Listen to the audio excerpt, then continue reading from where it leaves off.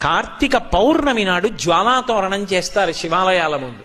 జ్వాలాతోరణము అంటే ఇలా ఓ కర్ర కట్టి పైన ఒక కర్ర కడతారు. మీ అందరూ జ్వాలాతోరణం చూసిన వారే, ఏదో నేను చెప్పాలని చెప్పడం తప్ప. దానికి ఆవిరి గడ్డి తీసుకొచ్చి కడతారు, దాని మీద నెయ్యి పోసి వెలిగిస్తారు.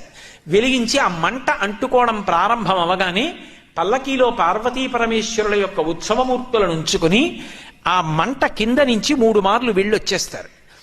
ఎందుకు అలా వెడతారు జ్వాలాతోరణం కిందంటే, పాపము చేసి శరీరాన్ని విడిచిపెడితే ఆ జ్వాలలతో కూడుకున్నటువంటి తోరణములోంచి యమసదనంలోకి వెడతాడు. ఒరే, ఇక పైన ఇలా పాపాలు చెయ్యకు, సద్బుద్ధితో ప్రవర్తించు, నువ్వు అక్కడ వెళ్ళవలసినటువంటి దారుణమైన పాపాలు నీకున్నాయి, వాటిని తీసేస్తాను, నీకోసం నేనొస్తాను సాయం. ఇక్కడ నా ఆలయం ముందే జ్వాలాతోరణం జరుగుతుంది.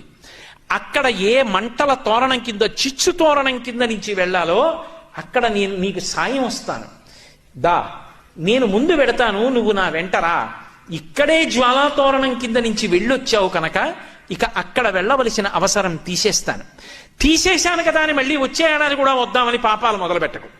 బుద్ధి మార్చుకొని, నేను ఇంత నీకు అనుగ్రహించాను కాబట్టి నా అనుగ్రహాన్ని గుర్తు పెట్టుకుని ప్రేమతో నేను చెప్పినట్టు బ్రతుకు ఇక పైన.